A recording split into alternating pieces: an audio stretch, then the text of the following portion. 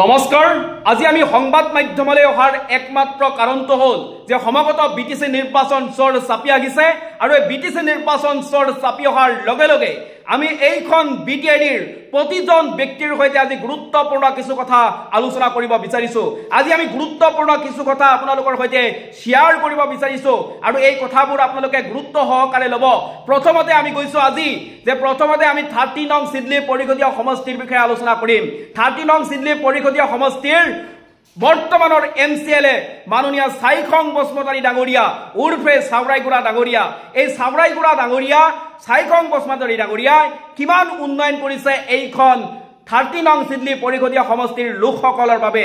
তেওঁ এজন ইউপিপিএলৰ এমচিএলএ হয়, তেওঁ আপোনালোকৰ কাৰণে কি কি কাম কৰিছে হেয়া আপোনালোকে কমেন্ট কৰি জনাবলৈ নাপাহৰিব। আৰু এতিয়া আমি আলোচনা কৰিম বিপিএমৰ পৰা টিকট পোৱা এইবাৰ বিপিএমৰ পৰা টিকট লাভ কৰা সুকুৰ সিং মুছাহাৰী ডাঙৰীয়াৰ বিষয়ে আলোচনা কৰিম যে বিপিএমৰ পৰা তেওঁ এবাৰ টিকট লাভ কৰিছে সুকুৰ সিং মুছাহাৰী ডাঙৰীয়া। সুকুৰ সিং মুছাহাৰী ডাঙৰীয়াক আপোনালোকে কিমান মানুহে ভাল পায়, এবাৰ বিপিএমক কিমান মানুহে ভাল পায়, বিপিএমক কিমান মানুহে আকোৱালি ল'ব বিচাৰিছে হেয়াও আপোনালোকে কমেন্ট কৰি জনাবলৈ নাপাহৰিব।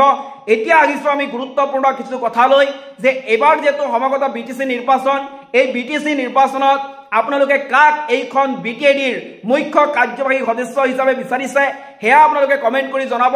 কিন্তু মূল কথাটো হ'ল যে হাগ্ৰামা মহিলাৰী ডাঙৰীয়াই 2003 চনত এইখন বিটিআইডি গঠন কৰিছে। হাগ্ৰামা মহিলাৰী নেতৃত্বৰে বিটিআইডিখন গঠন কৰা হৈছিল। হাগ্ৰামা মহিলাৰী ডাঙৰীয়াইহে এইখন বিটিআইডিৰ লোকসকলৰ দুখ যন্ত্ৰণাটো হাগ্ৰামা মহিলাৰীয়ে বুজি পায় আৰু প্ৰমোদ বড়ো ডাঙৰীয়াই কেনেকৈ বুজি পাব। হাগ্ৰামা মহিলাৰী ডাঙৰীয়াৰ 17টা বছৰ এইখন বিটিআইডিৰ শাসন কৰিছে। হাগ্ৰামা মহিলাৰী ডাঙৰীয়াই ইমান দীৰ্ঘ কাল শাসন কৰাৰ কাৰণে অধিষ্ঠিত হৈ এইখন বিটিআইডিৰ মানুহে বিচাৰিছিল, গোটেই বিটিআইডিৰ মানুহে পৰিৱৰ্তন বিচাৰিছিল আৰু সেই পৰিৱৰ্তন বিচাৰি মাননীয় প্ৰমোদ বড়ো ডাঙৰীয়াক এইখন বিটিআইডিৰ মুখ্য কাৰ্যবাহী সদস্য বনাইছিলে। গতিকে পৰিৱৰ্তনৰ শ্লোগান দি তেখেতে মানুহক বুৰ্বক বনাইছিলে। মানুহক বুৰ্বক বনাই তেওঁ 5টা বছৰ এইখন বিটিআইডিৰ শাসন কৰিলে মাননীয় প্ৰমোদ বড়ো ডাঙৰীয়াই।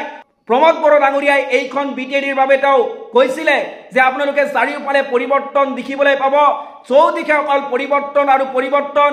ছুইজাৰলেণ্ডৰ কথাকেও তেওঁ কৈছিলে যে ছুইজাৰলেণ্ডৰ দৰে এইখন বিটিআৰত গোলাপ ফুলৰ সুগন্ধি আপোনালোকে শুনিবলৈ পাব। গতিকে এইখন বিটিআইডিৰ একো পৰিৱৰ্তন নহল।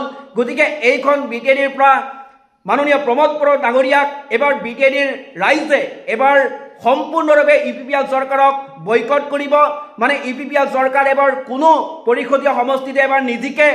প্ৰমোদ বড়ো ডাঙৰীয়া এবাৰ বিটিসিৰ চিফ হ'ব নোৱাৰে। গতিকে ইয়াৰ পিছতো আমি কিছু কথা আলোচনা কৰিম যে এইবাৰ এইখন বিটিআইডিত দিল্লী দিছপুৰৰ পৰা বিজেপি চৰকাৰে এইখন বিটিআইডি দখল কৰিব বিচাৰিছে। দখল কৰিব বিচাৰিছে কিন্তু কেতিয়াও সম্ভৱ হ'ব নোৱাৰে যে পৰিষদীয় সমষ্টিবিলাকত এটা সমষ্টিতো বিজেপিয়ে জিকিব নোৱাৰে। বিজেপি এবাৰ বিগ জিৰো হ'ব, কাৰণ বিজেপি চৰকাৰে দিল্লী দিছপুৰৰ পৰা আহি এইখন বিটিআইডিৰ মানুহৰ যি দুখ বেদনা কেনেকৈ বুজি পাব। গতিকে এইখন বিটিআইডিৰ দুখ বেদনাটো বিজেপি চৰকাৰে কেতিয়াও বুজিব নোৱাৰে। গতিকে এই বিজেপি চৰকাৰক আপোনালোকে কোনেও ভোট নিদিব।